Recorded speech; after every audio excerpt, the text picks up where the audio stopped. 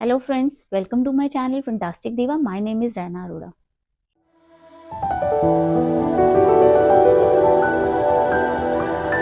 आज का ये वीडियो भी स्विगी और लेजी पे वाले स्कैम पर ही है। मुझे आपको कुछ और डिटेल्स और कुछ अपडेट्स देने हैं। मेरा केस रिजॉल्व हुआ है नहीं या आपको क्या मेजर्स लेने हैं अगर आपके साथ ये स्कैम होता है तो आप मेरे साथ इस वीडियो के एंड तक जरूर बने रहें। और अगर आप मेरे चैनल पर न्यू है तो सब्सक्राइब करना ना भूलें। तो चलिए आगे इस पर बात करते हैं। वैसे आप लोगों ने मेरा फर्स्ट वीडियो देख ही लिया होगा और अगर नहीं देखा है तो छोटा सा रिकैप आप लोगों के लिए कि लेजी पे और स्विगी स्कैम में क्या होता है कि आपके पास एक आईवीआर से एक कॉल आता है जिसके अंदर आपको बताया जाता है कि आपकी ट्रांजैक्शन को स्विगी पे अनब्लॉक करने के लिए आप ऐसे ऐसे करें तो कुछ स्टेप्स फॉलो करें। तो अगर आप वो स्टेप्स फॉलो कर लेते हैं तो उसके 2-3 आवर्स बाद जो है आपके पास ये स्कैम होता है। आपके फ़ोन में एसएमएस बम्बार्डिंग होती है, आप फ़ोन में कुछ भी नहीं कर पाते हो और आपके पास जो है इतने सारे मैसेजेस आ जाते हैं कि जिसमें ओटीपीज ही ओटीपीज होते हैं, इतनी सारी कॉल्स आती हैं, आप कुछ नहीं कर पाते हो और एंड में आपके लेजी पे और स्विगी के थ्रू जो है ये ट्रांजैक्शन हो जाती है। तो ये इस तरीके का फ्रॉड है। इसमें मैंने क्या किया था मैं आपको ये बता देती हूँ कि मैंने आपको रिकैप करवा रही हूँ। मैंने जो है विद इन 3-4 आवर्स के अंदर ही लेजी पे कॉल करके अपने अकाउंट को सस्पेंड कराया था, एफआईआर भी दी थी।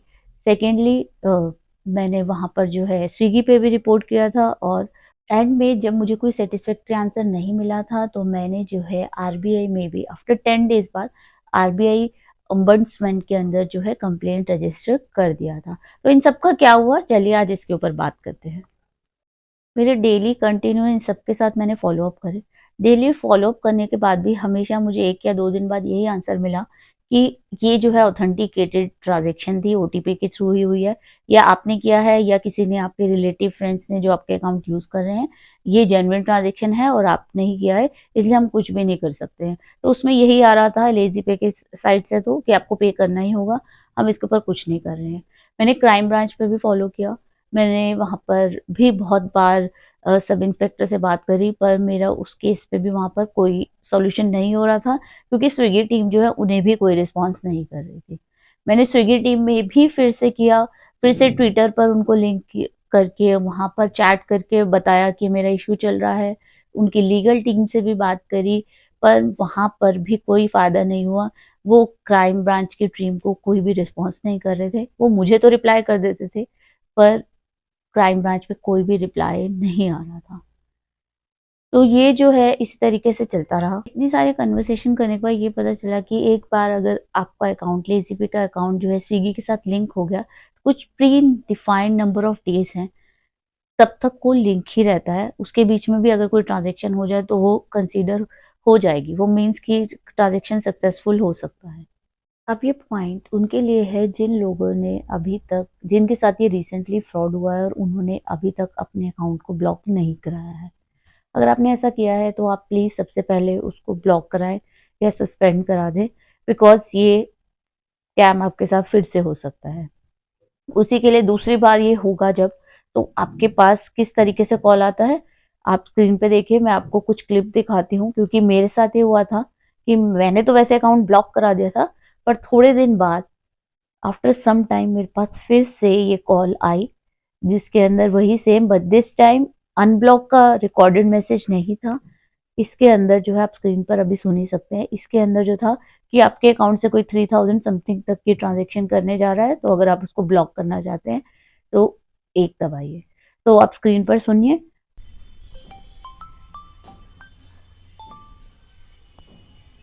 Hello, Namaste. This is an automated call from LazyPay Swiggy, as we detected suspicious login activities along with a transaction request of 3,500 rupees on your LazyPay account. If it was not you and want to block this transaction, press 1.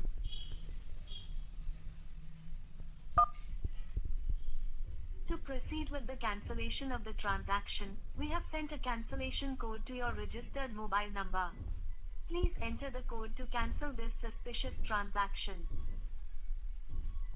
क्योंकि जैसा मैंने आपको बताया कि pre defined days तक ये आपका already link रहता है तो इसलिए ये आपके साथ फिर भी हो सकता है क्योंकि एक बार आप लिंक कर चुके हैं तो दोबारा वो ट्रांजैक्शन ऑटोमेटिकली हो जाएगी। उसके अंदर स्विगी और लेज़ीपे फिर कुछ नहीं करेंगे। तो आप सबसे पहले अपना अकाउंट ब्लॉक करा दीजिए ताकि इसका कोई यूज़ ना कर सके, इसका कोई भी अनऑथराइज यूज़ ना हो। अब आगे बात करते हैं कि मेरे केस के ऊपर क्या हुआ है, जो मैं आपको बता रही थी। मेरे केस पे क्या हुआ है कि मुझे जो है, जो गुड न्यूज़ मुझे आपको सबको देना था कि मुझे जो है फुल रिफंड आ गया है। मुझे लेज़ी पे ने फुल रिफंड कर दिया है। और ये सब कैसे हुआ?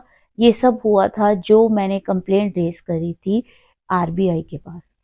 ये उसी से हुआ है। मेरे कंप्लेंट रेज़ करने से आरबीआई ने एक एस्केलेशन नंबर जनरेट किया। वो एस्केलेशन जो है आगे फर्दर ट्रांसफ़र हुई पेयू फाइनेंस के पास, जो लेज़ी पे की कंपनी है। तो वहाँ से मुझे ये रिफंड इनिशिएट हुआ है। वहाँ पर उन्होंने सब डिटेल्स देखने के बाद ये मुझे इनिशिएट किया। तो मेरे पास ये रिफंड आ गया है, मुझे आपको ये बताना था। तो ये सारा प्रोसेस बताना आपको बहुत ज़रूरी था कि आप सारी चीज़ें विदिन 24 आवर्स ज़रूर करें, तभी आपको ये बेनिफिट होगा। अदरवाइज़ अगर आप कोई भी स्टेप मिस करते हैं तो आपको ये रिफंड नहीं आएगा या कंपनी कुछ भी इनिशिएट नहीं करेगी अपने एंड से। अब मैं आपको बताती हूँ कि कभी भी आपके साथ कोई ऑनलाइन स्कैम या कोई फ्रॉड हो जाता है, लेज़ी पे से नहीं या कोई भी किसी और ऑनलाइन किसी भी चीज़ से, तो आपको क्या करना चाहिए? आपको लोग बहुत डीमोटिवेट करेंगे कि कुछ नहीं होगा, कुछ नहीं होता है, बट मैं आपको यही कहूँगी कि आप अपने स्टेप्स आप अपने तरीके पूरे रखिए। आप पुलिस के पास भी जाएँगे तो आपको हो सकता है यही आंसर मिले कि आपको यहाँ से पैसा नहीं मिलेगा। कुछ नहीं होगा, ऐसा ही चलता रहेगा, आपको पेमेंट्स भी करनी पड़ेंगी। बहुत से ऐसे नेगेटिव रिस्पॉन्स आपको मिलते हैं जब आपके साथ कुछ ऐसा हो जाता है। बट उन सबको अवॉइड करें और आप अपने इनिशियल सारे स्टेप्स ज़रूर लें, क्योंकि वो हेल्प करते हैं। सबसे पहला जो है वो ये है कि आपको जो है, जो भी 2 पार्टीज़ इन्वॉल्व हैं, जो पार्टीज़ भी इन्वॉल्व हैं, जहाँ पे पैसे गए हैं या जिसके पास गए हैं, आपके पास कोई भी कॉन्टैक्ट है, आप वहाँ पे पहले कॉन्टैक्ट करें। अगर आपके बैंक से पैसे निकल रहे हैं तो अपने बैंक को ज़रूर इन्फॉर्म करें। यहाँ पर स्विगी था तो मैंने स्विगी को सबसे पहले ज़रूर इन्फॉर्म किया। आपके क्रेडिट कार्ड से पैसे विथड्रॉ हो रहे हैं, आपके क्रेडिट कार्ड से ट्रांज़ैक्शन हो रही है, तो आप क्रेडिट कार्ड डिपार्टमेंट को कॉल करके सबसे पहले अपने अकाउंट को ब्लॉक करवाएँ। तो ये सबसे इनिशियल स्टेप है और ये सारी चीज़ें आपको 24 आवर्स में करनी होती हैं। अब मैं आपको 24 आवर्स में क्या कहूँ, जितना जल्दी आपको ट्रांज़ैक्शन के बारे में पता चलता है, आप सबसे पहले इन्फॉर्म करें, क्योंकि ये बहुत ज़रूरी है, ताकि आपके साथ फर्दर फ्रॉड्स ना हो। मेरे केस में मैंने शायद 3 आवर्स में ही कर दिया था सब कुछ सबको इन्फॉर्म, इसीलिए शायद ये केस रिज़ॉल्व हो गया और मुझे रिफ़ंड हो गया। तो क्योंकि मेरे पास जो आया कि ये ट्रांज़ैक्शन तो हो चुकी है, पर एज़ अ सर्विस जेस्चर आपको हम रिटर्न करें, या मैंने आरबीआई को एस्केलेट किया था तो शायद इसलिए हो गया। तो कोई भी स्टेप, कोई भी चीज़ आपको कब हेल्पफुल हो जाए, किससे आपको फ़ायदा हो जाए, आपको नहीं पता, पर ऐसे केस में सबको इन्फॉर्म करना बहुत ज़रूरी है। एफआईआर सबसे इम्पोर्टेंट है, आप वहाँ वो ज़रूर करें। दूसरी साइड जहाँ पे ये क्राइम, जैसे मेरे केस में स्विगी था, मैंने वहाँ भी इन्फॉर्म किया। कहीं से भी मुझे नंबर मिला, मैंने या मुझे ईमेल मिला, मैंने इन्फॉर्म कर दिया। कुछ नहीं है तो आपको ये सारी चीज़ें जो है ट्विटर पर तो मिल ही जाते हैं, तो आप ट्विटर में जाके या किसी भी सोशल मीडिया अकाउंट में जाके वहाँ पर एस्केलेट ज़रूर करें। सबसे पहला और बहुत ज़रूरी स्टेप्स है ये, सारी चीज़ों को इन्फॉर्म करना और सबसे पहले क्लोज़ करवाना। क्योंकि जब भी कोई क्रेडिट या कोई ऐसी जगह पे ट्रांज़ैक्शंस होती हैं तो इमीडिएट पेमेंट नहीं हो जाती है।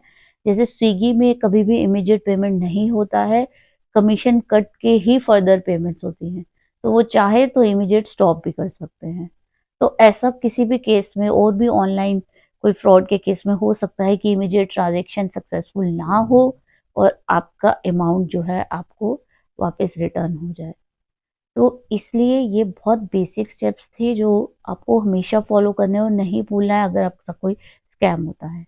और आगे जो मेरे को आपको बताना है कि जब आपने ये सब ईमेल कर दिए एफआईआर दोनों पार्टीज को सब जगह, तो एंड में अगर आपका कोई फाइनेंशियल मैटर है जिसपे बैंक ये क्रेडिट लिमिट, क्रेडिट, ये बाय नाउ पे लेटर, कोई भी ऐसी जिसके अंदर जो आरबीआई से लिंक हो, करेंसी रिलेटेड समथिंग, कुछ भी, आप आरबीआई ओम्बेड्समेंट के ऊपर अपनी टिकट ज़रूर रेज़ करें। चाहे आप ईमेल करके कर सकते हैं या उस पोर्टल पे जा सकते हैं, मैं डिस्क्रिप्शन में उसका लिंक पे प्रोवाइड कर दूँगी। तो वहाँ जाके आप फॉर्म सबमिट कर सकते हैं, आप फुल डिटेल्स प्रोवाइड करें, वहाँ पर एक्शन ज़रूर होता है और आपको कोई ना कोई आंसर ज़रूर मिलेगा। वो बना ही इसके लिए है, पर लोगों को पहले ही, जैसे मैंने कहा कि लोग डीमोटिवेट बहुत करते हैं, तो लोगों से, जैसे मुझे भी किसी ने बोला था, मुझे तो इंस्पेक्टर से ही सुनने को मिला था कि कुछ फायदा नहीं है, आरबीआई कितने लोगों को रिटर्न करवाएगा, कैसे होगा, कुछ नहीं होता है, कोई फायदा नहीं है, आपको पेमेंट करनी पड़ेगी। बट नहीं, मैंने नहीं सुना। रिटर्न होगा कि नहीं होगा ये सेकेंडरी पॉइंट है, बट इन्फॉर्म करना बहुत जरूरी है। आपको अपने इनिशियल स्टेप जरूर लेने हैं, उसका रिजल्ट क्या होगा इसके ऊपर मत जाइए। जैसे मुझे देखिए, मैंने तो नहीं सुना किसी का भी, और मैंने तो अपने जो मेजर जितने स्टेप्स लेने थे मैंने सारे ले लिए। इवन कि मैंने नोडल ऑफिसर्स भी स्विगी के, लेजी पे, सबको इन्फॉर्म किया था। मैंने कोई भी ऐसा डिपार्टमेंट या ऐसा कोई ईमेल या कोई ऐसा नहीं कुछ भी छोड़ा जिसके अंदर कुछ भी बाद में ये रेज हो सके कि आपने बताया नहीं था। मैंने हर जगह ईमेल किया। जब आपको एक मीडियम मिला हुआ है कि आप ईमेल के थ्रू आप सब तक पहुंच सकते हैं, तो आप करिए ना। या सोशल मीडिया, आप ट्विटर पे, आप किसी भी तरीके से आप इन्फॉर्म जरूर करें। आपकी हार्ड मनी है, आपने अर्न किया है, तो कोई और उसका फायदा क्यों उठा ले, या किसी और को क्यों उठाने दो। तो आप उसको ना ऐसे नहीं जाने दें, और इसके इनिशियल जितने आप स्टेप्स ले सकते हैं, जो भी पॉसिबिलिटी आप जरूर करें। तो मुझे इस तरीके से रिफंड मिला। मैं होप करती हूँ कि जिन लोगों के साथ ये फ्रॉड हुआ है उनको भी इससे कुछ हेल्प होगी, और उन्हें भी अपने रिटर्न्स जरूर मिल जाएंगे। पर आप ये सब चीज़ें करना नहीं भूलेगा। तो अगर आपको मेरा वीडियो पसंद आया हो तो मुझे लाइक करें, सब्सक्राइब करें, और ज़्यादा से ज़्यादा इस वीडियो को शेयर करें, क्योंकि ये स्कैम अभी भी चल रहा है और बहुत लोगों के साथ हो रहा है। अगर आपने कोई भी न्यूज़ चैनल या आपने कोई भी टाइम्स ऑफ इंडिया, न्यूज़ 24, कहीं पर भी कोई न्यूज़ रीड करी होगी, तो इसकी केसेस की न्यूज़ बहुत बार आ चुकी है। मैं भी, आप स्क्रीन पे देख सकते हैं, इस पे बहुत बार बैंगलोर में भी कुछ हुए हैं, कहीं और भी हुए हैं। इवन कि मैंने तो खुद पुलिस में जाकर वहाँ डिपार्टमेंट में देखे हैं कि कंटिन्यूस जो फ्रॉड हो रहे हैं। तो आप ज़्यादा से ज़्यादा इस वीडियो को शेयर करें और लोगों को इसके सॉल्यूशन के बारे में बताएं, और अगर आपके फ्रेंड्स के साथ कुछ हुआ है तो उनको भी बताएं कि उनको क्या क्या स्टेप्स लेने हैं और उन्हें फ़ायदा होगा।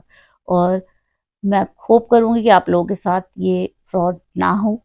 यही मोटिव था मेरा ये वीडियो बनाने का। तो मिलते हैं अपने नेक्स्ट वीडियो में। Thank you.